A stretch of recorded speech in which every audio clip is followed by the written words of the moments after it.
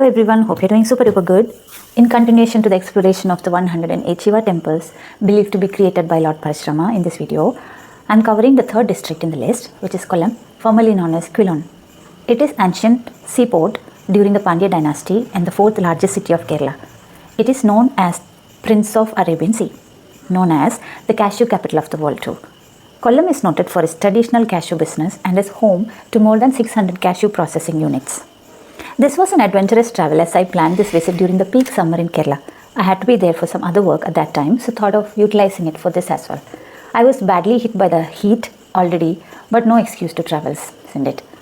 Reached Kollam by noon and my fellow traveller had reached and settled all the check-in processes and all. The list of temples we are covering here are Kollam Rameshwaram Mahadeva Temple, Anandavalleeswaram Sri Mahadeva Temple, Padanayar Kulangara Mahadeva Temple, Changan Kulangara Mahadeva Temple and Karakara Mahadeva Temple. The famous Kollam Puram festival was on the same day. The festival attracts a larger number of people from all parts of the state and is organized in connection with the annual festival of the Ashramam Sri Krishna Temple at Kollam, Ashramam Maidan. The festival has now assumed the status of national festival, attracting tourists in large numbers. We gave it a skip due to the heat and crowd, and it was not there in my list anyway. Post-COVID syndrome, the fear of crowd is not leaving me yet. After a memorable visit at the Jatayu Earth Center and a remote cave temple, we headed to the Kollam Rameshwaram Mahadeva Temple, which was within the town. It is one of the two Rameshwaram temples in 108 Shivalaya Stotram. Local people believe that Lord Rama worshipped Mahadeva at this place and hence the name Rameshwaram. Raman Kulangara, a place near to Rameshwaram, also indicates the association of Lord Rama with this temple. According to historical references and inscriptions found from the temple, this temple is older than 1,100 years. There are two small towers in the west and north sides of the temple. There is a copper flag mast in front of Balikalpura at west. The main sanctum sanatorium is in rectangular shape and the shrine is decorated with beautiful stone and wood carvings. Valyambalam and Balikalpura are common in Kerala Dravidian style. This west-facing Mahadeva temple is famous for its sculptures. Ganapati, Shasta, Subramanya, Parashurama, Dakshinamurti, Nagadevatas, and Bhagavati are the sub-deities. The temple renovation was in progress. I felt it started losing the beauty of that old architecture. It was getting darker. The feel around the temple was so peaceful. After that, we headed to Anandavalleeswaram Temple, which is close by. Lord Shiva and Goddess Anandavalli are the main deities of this temple. The Sri Koil is unique since it is the only Hindu shrine in India which has the idols of Sri Krishna, Lord Vishnu, Bhumi Devi and Lakshmi Devi consecrated and installed under a single roof. The entire Sri Koil is made using teak wood. Goddess Parvati is facing east and the idol is in standing posture with a lotus flower in the hand. It was night already. We boarded the taxi we hired for the day. It ended up too costly. Reminding you again, never hire a taxi, get an auto instead, as all these temples are reachable by auto. We hired a taxi due to the afternoon journey in the summer and an avoidable decision. There are good eateries around the hotel room as we stayed right in the town. Next day we started afresh after a good night's sleep. Two temples in the list for the second day, a little far from the town, around 20 kilometers. Post a good breakfast, we hired an auto to Karnagapalli town, where both temples are situated. The auto driver did not seem to know these temples, so we had to tell him the nearby town and use Google Maps and localities to reach there. Road was in good condition, except some road work was happening there at that time. We reached Changan Kulangara Mahadeva Temple first, situated near Ochira Parabrahmam, around 10 kilometers from Karnagapalli. Renovation was taking place there as well. At the entrance by now it will be all completed. There was no one to explain the story about this temple and could not find any details in the internet as well. Had I known it earlier, I would have attempted to talk to some localites for some information. However, we enjoyed the serene atmosphere there and left after offering prayers. On the way back to the town, we stopped at Padanayar Kulangara Mahadeva Temple. Apart from the Parashurama Stotram, there is another interesting belief about this temple. It is believed that Shiva and Krishna were going through this passageway. They were tired of walking and reached Karnagapalli, which was formerly forested. Lord Krishna was sent to find the best place to stay. Lord Krishna invented this place but established himself there by the beauty of the place. Lord Shiva went out in search of Lord Krishna, who did not return for a long time.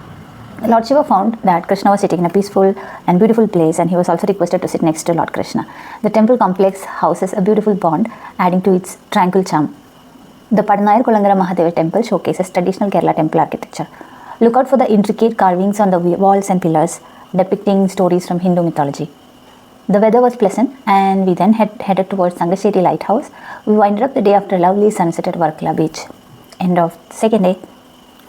The last temple in my list was scheduled to visit on the third day. It was a thrilling and interesting visit which I'll never forget. We had a plan to go for a boat ride in Munro Island, so my travel partner suggested, why don't we visit the temple in the early morning and then head towards the boat jetty. Karakara Sri Ganapati temple is very famous in Kerala with great historical importance. This temple was initially known as Karakara Shiva Kshetram, known as one of the 108 Shiva temples from Lord Parashurama creation. Though the main deity here is Lord Shiva, this temple is now famous as Ganapati temple. Why? The story behind this goes like this. One day before sunrise, rituals were taking place for the consecration of Lord Shiva at the Karakara temple, the work of which was managed by the legendary Uliyannur Perintachan, an ancient legendary carpenter. Outside the temple, while listening to the mantras, he started chiseling a piece of jackfruit tree. To his surprise, he found that it was the form of Ganapati that was taking shape. Thus, he asked the chief priest to enshrine Ganapati also after the consecration of Shiva. The chief priest denied. This is a Shiva temple, Ganapati cannot be consecrated here. Perintachan, desperate, walked towards the east and thus reached Karakara Shiva temple, where the temple priest was preparing offerings for the Lord, which is Unniyappam. Perintachan asked him if he can sanctify this Ganapati there. The priest agreed. Perintachan viewed the place, Shiva facing east, in front of that is Ganga, Parvati turned towards the west, southwest there is Shasta, and northwest Subramanya. If Ganapati too is installed, Shiva family will be complete. The place will be none other than Kailas itself. Thus Ganapati was installed southeast by Perintachan. After the offerings, which is 6 Unniyappam string together called Kuttapam, Perintachan affectionately declared, though father is the main deity, the son will be much more famous. His words proved to be true. Karakara Shiva temple is now known as Karakara Ganapati temple. The first offering Kuttapam is now as famous as the temple in Kerala. It is made right in front of Ganapati shrine. They start making it after the morning ritual. From the locals, we heard that the morning ritual is very famous here, so my religious friend got so much fascinated about it. We requested the other person to come by 3:30 a.m. I think this is the first in my lifetime I visited a temple that early morning. The route to the temple was long and deserted. I was wondering, was there an ideal decision to step out in the pitch dark in this small town? But the auto person took care of our rides for the 2 days very well. If you're planning for an early visit, try to arrange a known taxi in advance, but it is worth all the risk and efforts that we had taken to do that early morning visit. It was an amazing feel to be there in front of the shrine when they opened the door for the first time in the day. There is a website I have mentioned in the description of this video, which has all the information about the puja timing and the history about this temple. The day perfectly ended as how perfect it was started with an early morning temple visit. The Munro Island as well looked stunningly beautiful in the morning, a must-visit place. With this, the Kollam temples from my list are covered. Please stay tuned with me to step into the next district to continue this saga. Take care. Thanks for watching.